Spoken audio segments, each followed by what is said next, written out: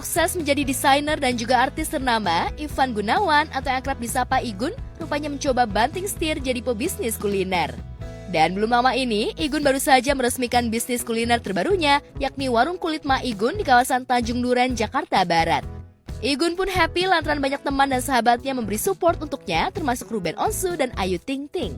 Meski Igun sebagai owner, namun Igun rupanya tak malu untuk terjun langsung melayani para tamu yang datang dan sudah antri agar bisa langsung dilayani Igun. Tapi nih, Igun rupanya nggak mau pilih kasih. Meski Ayu dan Bensu adalah bestinya, tetap saja Igun menyuruh mereka untuk antri yang sontak saja membuat Bensu dan Ayu kesal. Nih, lu di sini, lu ngantri, lu di sini. Nggak ada, lu mau artis, mau apa, nggak ada urusan tempat gue. Masuk, antri, gitu. Iya. Senyum. Halo. Masa antri lo? Bang, kita artis, yang. Kan gua artis sama Lagian nih. Ya, meski mendapat omelan Bensu dan Ayu, Igun tak peduli tetap memperlakukan keduanya layaknya pembeli. Lantas apa saja ya menu pilihan Ayu dan Bensu? Benarkah Ayu menyukai menu di warung makan Igun lantaran sama dengan masakan rumahan? Pegang.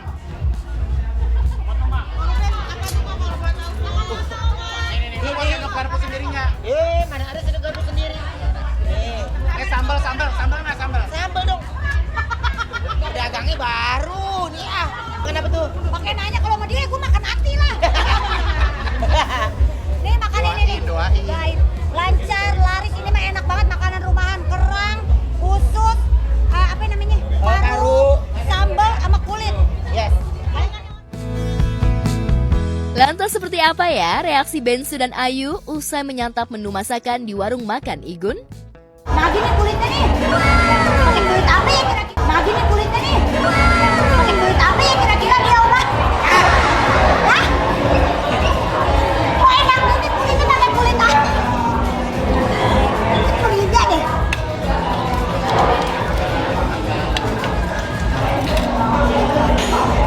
Kulit beduk, kulit kebo, kulit ayam. Usai melayani Ayu dan Bensu, Igun pun menunjukkan menu-menu apa saja yang ada di warung nasi kulit miliknya. Menariknya, Igun rupanya tak mematok harga mahal, sebaliknya, meski tempatnya terbilang nyaman, harga menu di warung makanannya berkisar Rp17.000. Aku nggak mau orang datang ke restoranku takut mau bayar. Jadi makanya harganya aku bikin murah di 17.000. Ya, di Indonesia, Igun memang dikenal sebagai desainer dan artis dengan bayaran yang cukup mahal, namun hal tersebut rupanya belum cukup hingga membuat dirinya beralih jadi pebisnis kuliner. Namun benarkah terjunnya Igun ke bisnis kuliner demi bisa melunasi rumah yang dibelinya? Rumah nyicilnya 5 tahun aja gitu.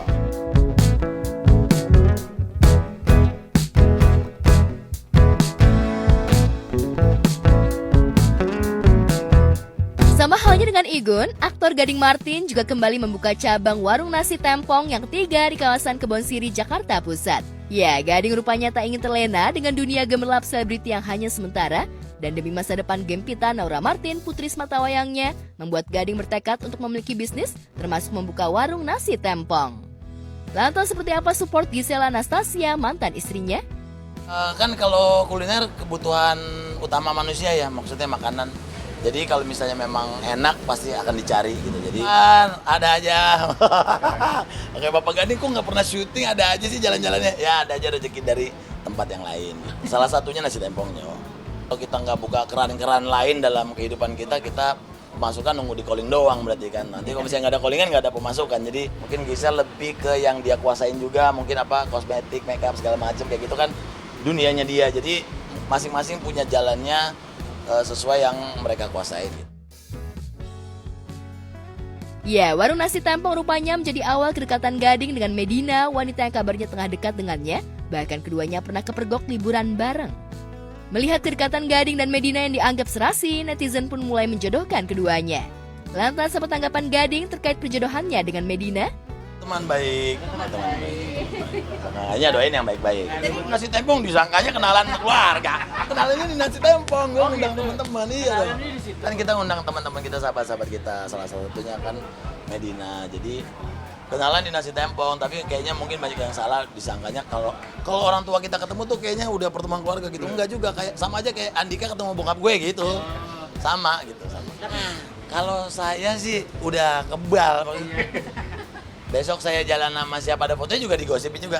Forward-forwardan aja, ambil ketawa-ketawa. No, ayo loh. Meski Gading mengaku hubungan keduanya hanya sebatas teman, namun Gading sempat terlihat malu-malu saat menjawab pertanyaan awak media terkait keduanya sempat melihat Aurora bareng dengan Medina. Benarkah benih-benih cinta sudah mulai tumbuh di hati keduanya? Teman-teman, sudah ya kan? Terima kasih semuanya. Pokoknya happy holidays teman-teman.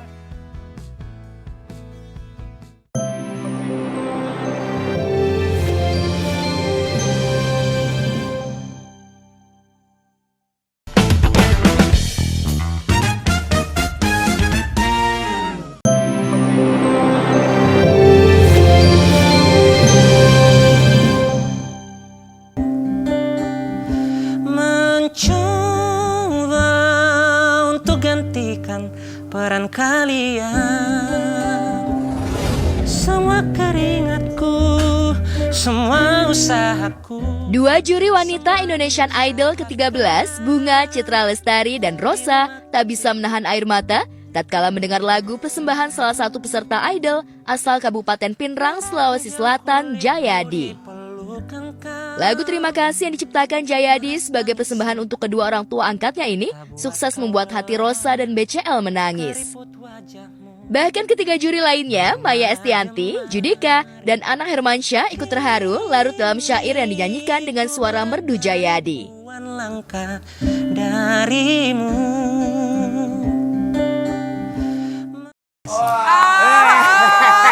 Tisu dong, gue juga pengen berdiri. Gue asli banjir sih. Ini yang susah sebenarnya kayak Bunda ini menangis tanpa air mata itu berat banget. Kini ku berada ribuan langkah. Dalam sekejap, video penampilan Jayadi yang diunggah akun Indonesian Idol di akun video berbagi ini hingga semalam langsung melesat menjadi trending nomor 2 dan sudah dilihat 426.000 lebih hanya dalam hitungan 13 jam.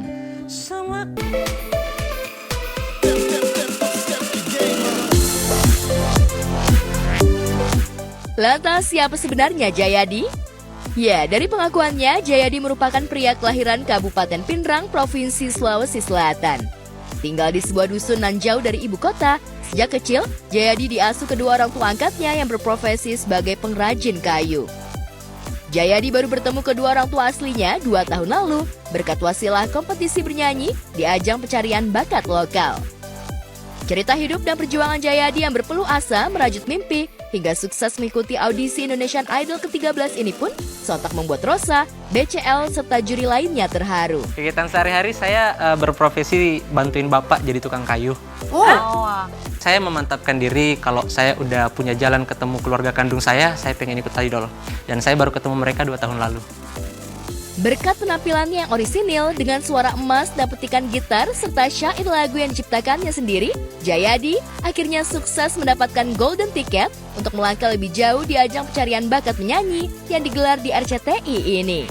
Kamu nyanyi simple banget, kamu hanya bercerita ini punya kualitas. Originalitas kamu pada saat kamu menyanyikan lagu kamu itu kekuatan yang tiada tara. Terima kasih buat kamu.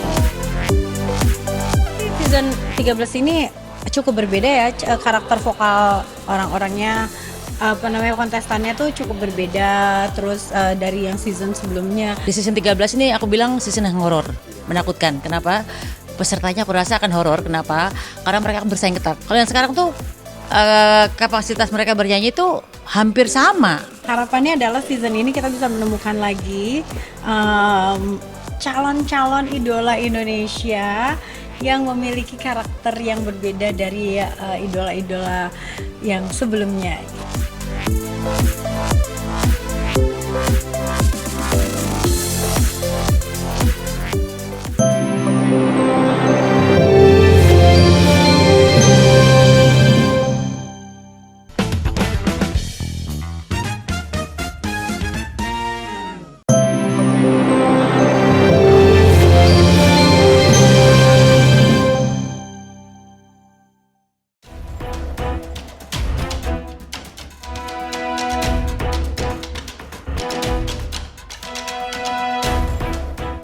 Sementara Ricis mencoba adopsi anak demi menemani Moana. Lain halnya dengan Romeo yang terancam gagal mewujudkan mimpinya untuk mengucap janji suci pernikahan dengan Yasmin lantaran tambatan hatinya diculik oleh orang suruhan Rangga.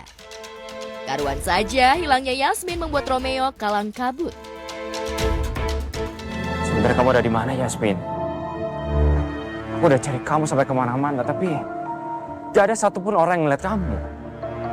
Sebenarnya kamu ada di mana, Yasmin? Gue pasti akan terus bantuin lu. Mungkin emang ini salah satu petunjuk untuk kita temuin Yasmin. Tapi kita nggak akan nyerah. Cari Yasmin sampai ketemu. Thanks ya. Yaudah kalau gitu kita bergerak lagi deh sekarang. Kita mencar aja ya, supaya efektif. Siapapun yang dapat petunjuk Yasmin, langsung berkabar. Jawab kenapa? Kamu masih marah? Hah? Sampai kamu jawab? Ini bener apa enggak? Bener, Ma. Yasmin diculik.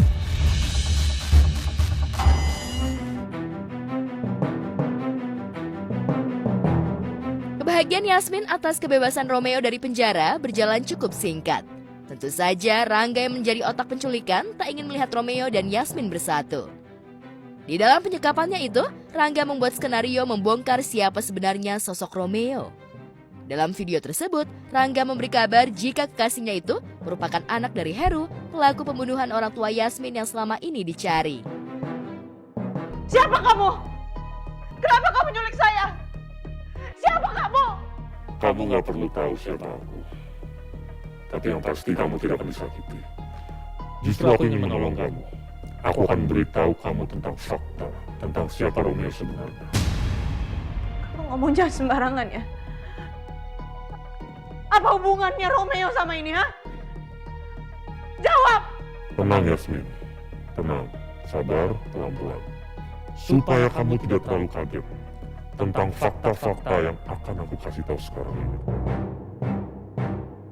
Orang yang sudah mengeksekusi papanya Yasmin, yaitu ternyata papanya Romeo gitu. Penculikan Yasmin itu menjadi senjata bagi Rangga untuk menjadi pahlawan kesiangan. Namun Romeo seperti melihat gelagat aneh hingga Romeo langsung menuduh jika kakak angkatnya itulah yang menjadi otak penculikan Yasmin. Aku yakin rencanaku ini pasti akan berhasil. Dan aku bukan hanya membuat Yasmin terkena mentalnya, tapi juga Romeo. Aku akan menghancurkan Romeo. Karena dia sudah melihat Yasmin menikah dengan aku. Dan dengan begitu, aku akan segera menguasai Cakradinata. Baru ini justru antagonis dan ya seru juga sih. Antagonis ini smooth aja sih, nggak yang orang muncul udah pasti antagonis, enggak. Ini yang smooth aja, jadi kayak ya serigala berbulu domba lah.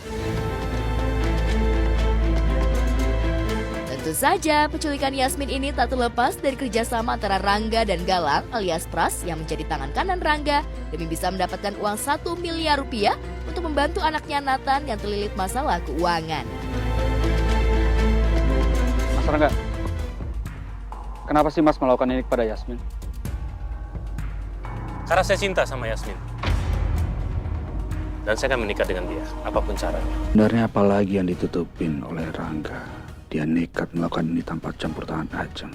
Aku harus cari tahu. Aku mungkin bisa mendapatkan rahasia yang bisa menjadi senjata baru buat aku. Aku tadi take dimarah-marahin.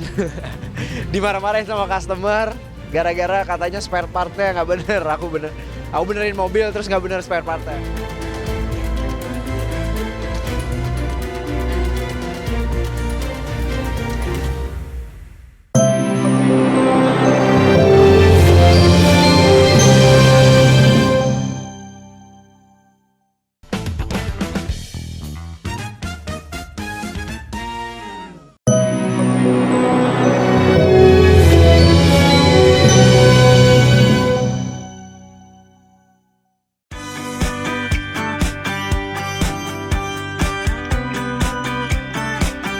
Pemirsa, di tengah kesibukan karirnya sebagai artis yang cukup padat dan hamil besar 7 bulan, tapi kondisi itu tidak mengurangi Lesti Kejora untuk menyelesaikan pendidikan gelar sarjana S1.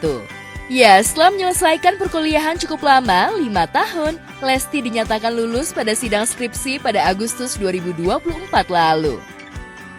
Kebahagiaan itu semakin lengkap setelah ia akhirnya menjalani wisuda dan resmi menyandang gelar sarjana S1 jurusan komunikasi pada sebuah universitas di Jakarta Barat. Ia merayakan kelulusannya didampingi keluarga tercinta, termasuk suaminya Rizky Bilar dan putra mereka Muhammad Levian Al-Fatih Bilar. Lesti membagikan kebahagiaannya melalui akun Instagram pribadinya. Ia mengucapkan rasa syukur dan kebanggaan atas pencapaiannya ini. Momen kelulusan Lesti juga menjadi inspirasi bagi para penggemarnya. Seperti inilah detik-detik kebahagiaan yang dirasakan pedangdut asal kota Cianjur itu saat naik ke podium dan menerima sertifikat kelulusan gelar sarjana S1 dari rektor. Lestiani.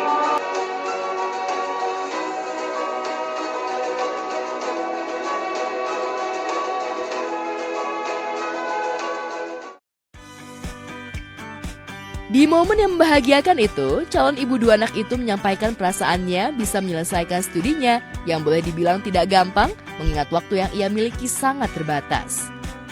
Kebahagiaan juga dirasakan suami Lesti, Rizky Bilar, yang sejak awal mendukung langkah istrinya untuk menuntut ilmu hingga selesai. Pertama-tama, saya panjatkan puji kehadirat Allah Subhanahu wa Ta'ala. Alhamdulillah Allah memberikan kesehatan, panjang umur untuk kita semua karena Allah memberikan hadiah yang sangat luar biasa untuk kita bisa berada di momen yang sangat berharga. Insya Allah ini akan menjadi sebuah kenangan yang sangat indah untuk kita semua, terutama khususnya untuk saya. Walaupun saya menyelesaikan kuliah cukup lama, 5 tahun lebih, tapi alhamdulillah semangat saya untuk bisa menyelesaikan perkuliahan ini didorong dan didukung, disupport oleh suami saya tercinta, orang tua saya. Saya kuliah dari saya gadis sampai saya menikah, saya punya anak 1 dan sekarang saya wisuda udah mau 2 bapak ibu anaknya. Ya kita mah kan memang dia dari dulu udah dibatasi kerjaan mah. Kalau dia lagi mau mah ayo gitu. Perjuangan panjang yang dijalani istri Rizky Bilar itu yang berhasil menyandang sarjana S1 seolah melupakan kondisi kehamilannya saat ini yang semakin membesar. Hamil 7 bulan, Lesti masih aktif berkegiatan di tengah rasa mules dan ngidam yang sudah menyerang. Lantas seperti apa kondisi kehamilan Lesti Kejora jelang kelahiran anak keduanya itu? Dan benarkah Bilar sudah diingatkan dokter untuk meminta Lesti mengurangi jadwal kegiatan keartisan yang padat? Mengingat ada kemungkinan istrinya terancam melahirkan secara prematur. Kemarin sempat komunikasi sama dokter yang biasa menangani istri saya. Dokter bilang kalau istri saya itu kan punya riwayat melahirkan bayi prematur gitu. Jadi kemungkinan besar yang ini pun akan sama kayaknya kemungkinan besar. Tapi mudah-mudahan sih ya apapun itulah diberikan yang terbaik lah. Karena kemarin juga istri saya sempat ngerasa udah mulai mules, udah mulai keluar cairan gitu-gitulah. Ya apa namanya? Ya sebetulnya kita udah mempersiapkan beberapa kandidat nama yang pasti namanya tuh nggak aneh-aneh lah, nggak yang masa namanya Rika Labil ya kan nggak gitu. Kita namanya udah kita siapin namanya karena ini kita namanya juga kita memang sudah pertimbangin dan hasil diskusi bersama juga ya, bukan karena memang saya yang memutuskan sendiri gitu. Saya pasti akan diskusi ke istri gimana sih namanya sayang gitu. Kendati demikian, pembawa acara dahsyatnya Weekend itu tetap berharap anak keduanya bersama Lesti Kejora bisa lahir normal seperti bayi kebanyakan. Menurut perkiraan dokter, anak kedua Rizky Bilar dan Lesti Kejora diperkirakan akan lahir pada Januari 2025 mendatang. Ditanya terkait perkembangan kehamilan sang istri, Lesti Kejora, Bilar tidak menjawab banyak, Bilar hanya meminta doa yang terbaik. Tapi ya apapun itu kita serahkan kepada Allah, karena apapun yang diberikan Allah, takdir yang tertulis oleh Allah itu adalah hal yang terbaik yang kita terima. Anak ini akan menjadi anak yang bisa mampu menjadi penerang bagi kedua orang tuanya, anak yang mampu berbakti, anak yang membanggakan kedua orang tuanya kelak.